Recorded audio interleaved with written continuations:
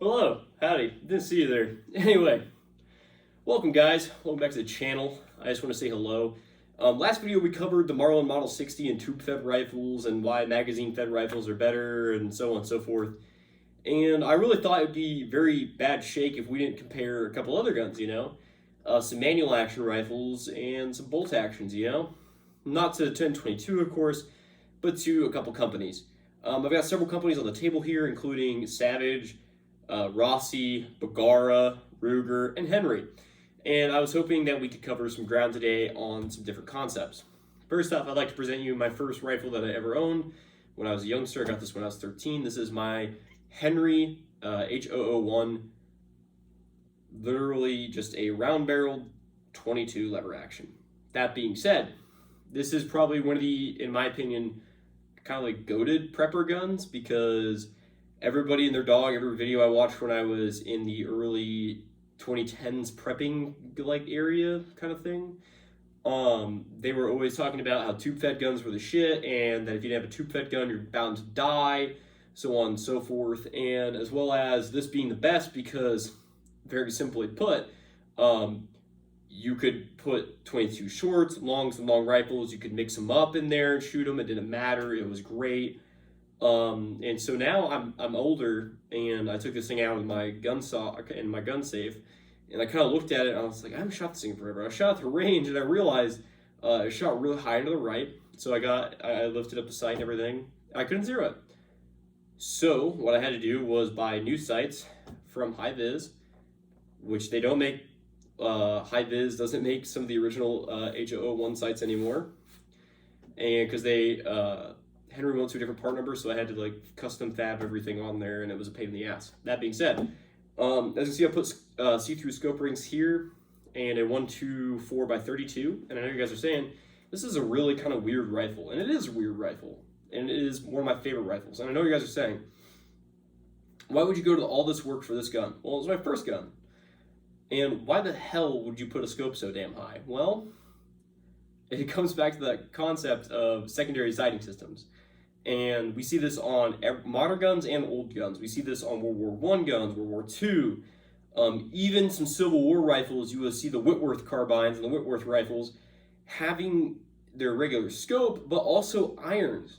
This is very strange, and it was a very strange concept until today, which now we understand why. Because there will be enemies close to you, and you have to, rather than use your scope, use both eyes open, use the irons, and engage targets rapidly. We see this all the time. Now, with the 124x32, it's easy just to open both eyes, get the crosshair out, and go to work. But if you have it on 4 power, so if we have the scope absolutely stacked, we can't see much. Our field of view is very tight. So that's why we have the irons. So when we get caught off guard, we're able to drop down to our irons and quickly just mow whoever or whatever is in front of us. But this is also one of my favorite coon hunting rifles. This is probably one of my favorites. It's one of the ones I started out with, aside from the Ruger 1022. This is the one I took second most. I didn't like taking it out a lot because when it rained or when it was foggy, I was like, oh, I don't want it to rust or anything. But that being said, probably one of my favorite rifles. Now my second rifle I ever owned was a Savage, I don't even know the model number, 93R17. So this is my bolt action 17.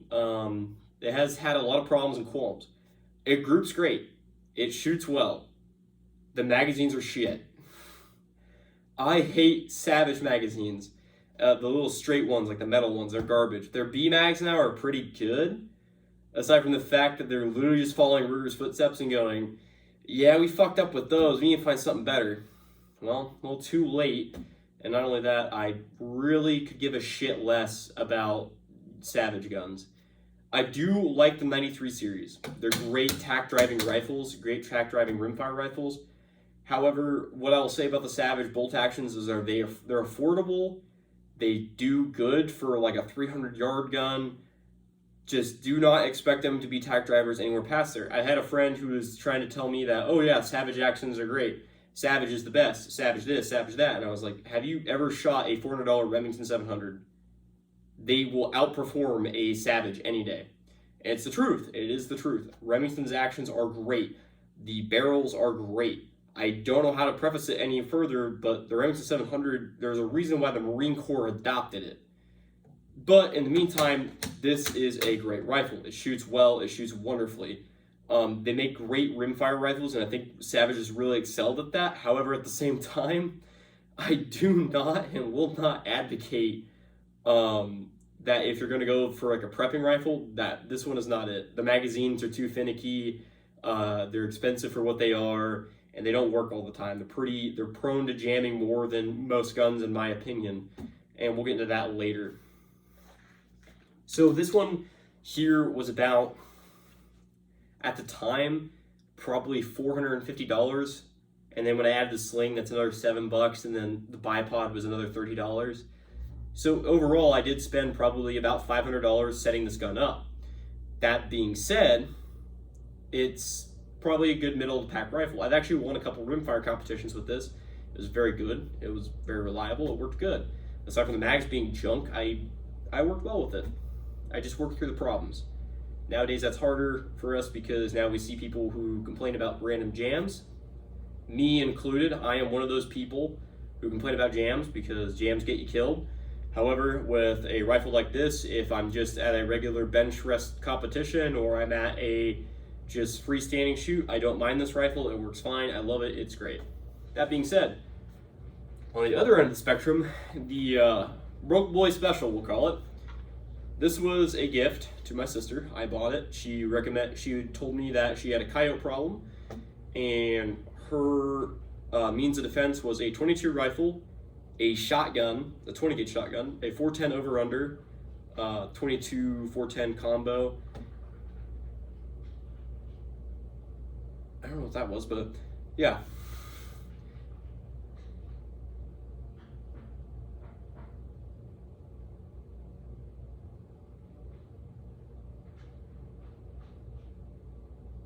I think it's cats in the litter anyway.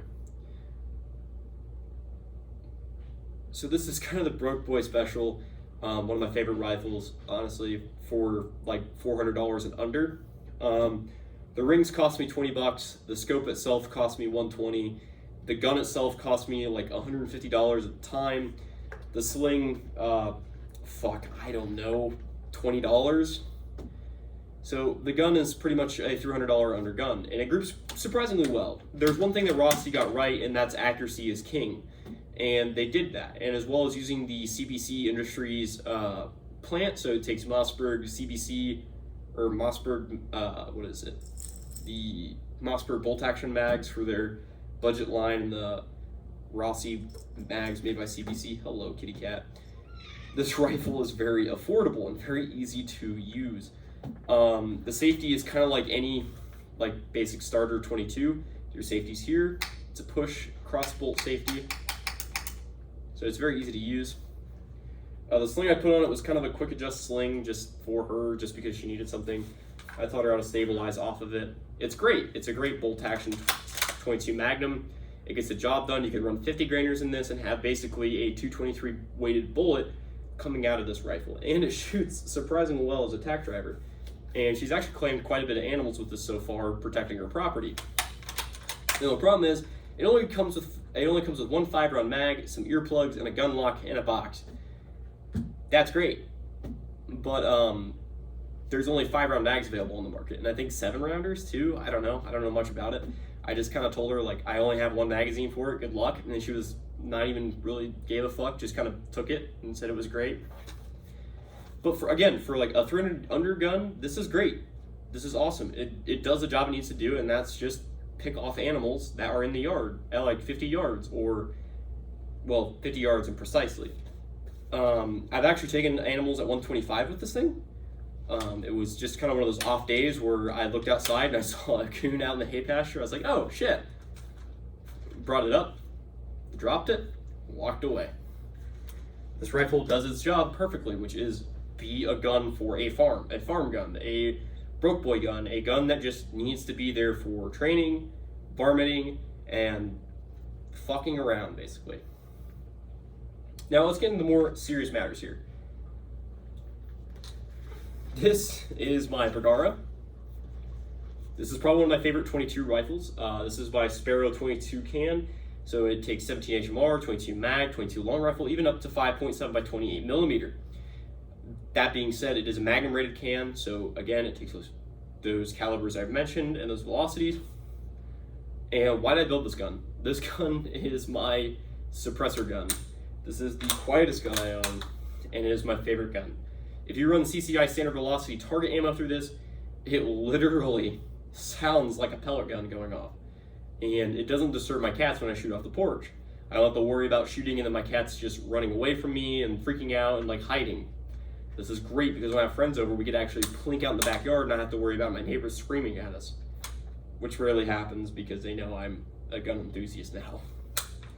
But it shoots great.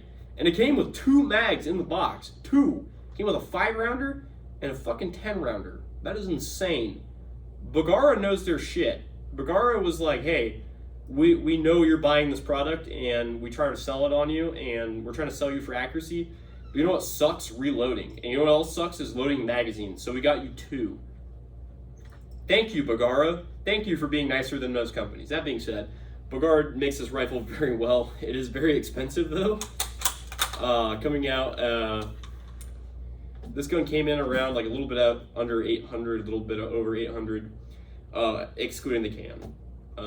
The bipod, I ripped off another gun that I got rid of, and the sling, another gun I had gotten rid of. So these are all things I have. But the 2-7 scope, that was a whole different thing. I had to buy that, so that was $140 there. The gun shoulders nicely. It feels great. You're able to access that bolt. It's very fast. You ain't got to worry about, hang-ups. It's just naturally fast. I didn't see I'm trying to do it without moving my hand a whole lot. But yeah, you can see that it's actually very smooth of a gun, and it's able to be shot very fast if you're shooting at animals. I use this as a dispatch gun, so basically my neighbors call me and go, hey, there is an animal in my yard, I don't know what to do. And I'm like, okay, I will take care of that. And typically when they mean there's an animal in the yard, I don't know what to do, it means they don't want it there anymore and they don't want it to live. So there's that. So we have this rifle here. It's a carbon fiber barrel, so it's really great, very light, very sick, very sweet. It's a great gun. And I don't know how to preach it any further than going, oh, it's wonderful. It will suck your dick for you, It doesn't do that, I promise you. There should be an asterisk or disclaimer there saying it does not suck your dick for you, because it will not. That being said, last but not least, Ruger. Enters battle again here. This is a Ruger American stainless, 17 HMR American. And it's threaded 1/2x28, so I can throw my Sparrow on there. It is bolt action, and it takes Ruger's X mags, so they're 22 Magnum mags, so you can run 17s in here, 22 mags, so on and so forth. Really great. What will you use it for? I don't know. It's cool, and I'm probably just gonna use it for doing really precise shooting. I'm probably gonna replace my Savage with it, but I don't know. Really like this rifle. I love this gun so far. It groups really extremely well, and I have to take it out further. I think the only range I've shot it so far is like 50 yards, if not, just barely. The scope on it is kind of heavy, but that is to be expected when you buy a 4-16 for this. Hawk makes a 4-16 17 HMR scope, and the reason I chose that was I wanted to, ballistic drop reticle, and I know people are saying is like, why would you want that? I want to know what range I'm zeroed for. So if you zero this for 100 yards within a bullet velocity that is at 17 grains, and is between the velocities of 2,450 and 2,650, this gun can be, the BDC can be used for that, even with 20 grainers. They do have a table for how to zero it and how to get it close. I think somewhere around there, but yeah. This is great. It's illuminatable. We have a reticle focus as well, which is awesome. Quick adjust turrets, so if maybe we're not shooting the same today because of atmospheric conditions and weather and all sorts of other things, we can just quickly adjust that, no problem. It is a really great gun. Some qualms with it. It's affordable. It comes with 2 cheek pieces. I mean, those aren't really qualms, but qualms with it. It doesn't suck your dick. None of these guns suck your dick, but here's to hoping you can go to a bar and get some. Anyway, I really enjoy these rifles. I think they're really cool. I think they're really sick. The only thing is that they're not a substitute for a full power rifle. Full power rifles still have their concepts and purposes for being there. So like if you see like the 308s on my channel or the 5.56 bolt guns, you understand they have their purpose of being a large animal stopper and man stopper. The job is to hit something really hard and really far away and make sure it's not a problem anymore. I know a lot of people struggle with that concept of going, hey, all you need is a 22 bolt action and you can just be like Chris Kyle. Not exactly. If you've seen 22 Plinkster's video where he shot at 720 yards at a pop can, you saw that he struggled to hit out there, to get the round out there, let alone, hit it. So these are great as a tool for like 300 yards and in. That's great. Now we have a problem of we don't have a lot of power. 17s are literally, if you remember the pellet rifles that your parents would start you off with, or BB guns, that is the exact same bullet. They're very tiny. They're not very strong. They do travel at a high velocity though, like 2,550 feet per second. It's kind of that middle ground for all of them, 20 grainers and 17 grainers. But it's kind of that little middle of the road there where you kind of select your bullets. This one's great just because, you have the versatility of options here. You can run it irons, you can run it with a scope. It'll be accurate, very low recoiling, very nice to shoot. You can put 22 CB shorts in there and have 22 rounds on tap. Not only that, they'll be super, super quiet. You'll be able to just literally shoot for hours and nobody will hear you. The scope is great on it. The Bushnell 1-4x32 is awesome. I really enjoy it. As well as the see-through rings are really nice. The lever is very smooth. I don't have to worry about my thumb getting hung up under here because I have the see-through rings. They're really nice. Plus having that secondary sighting system means that this can be used for multiple things, not just a scoped rifle, So I'll put this down. The Bagara, we've already talked about that extent. Its purpose is being a suppressor rifle and a dispatch gun. The Rossi, again, that's supposed to be used as a varminting rifle, so varminting, just target shooting on a very affordable budget. And I was debating on really getting another Rossi 17 HMR, but I went with a Ruger American just because I wanted the ability to find magazines readily available, and not to worry about searching on the internet and buying mags and hoping they come in. And because you never know what's going to happen tomorrow. You're going to wake up tomorrow and something bad could have happened. And that's one of the worries I have when shopping online, ordering stuff is like, oh well, now I've got to wait and see if tomorrow even comes. And with the Savage, I think it's a great middle in the road along with the Ruger. These are great middle in the road guns. However, I prefer the B mags and the rotary mags that Ruger have. So that's all I really have for you guys. I hope you guys understand that concept of the dual sighting systems or two sighting systems. Just having multiple sighting systems is great. I say 2 is probably the best. 3, you're getting a little overzealous. 1, you probably need to worry about that. I know, like if you're running night vision though, like if you have like a night vision gun, you're pretty much just gonna run that EOTech and then a PEC 15 and just call it a night. Literally call it a night. But yeah. Yeah, I mean, if you guys have any questions, comments, or concerns, please like, share, and subscribe. Use that comment section to ask questions, chat, I don't care, do what you want.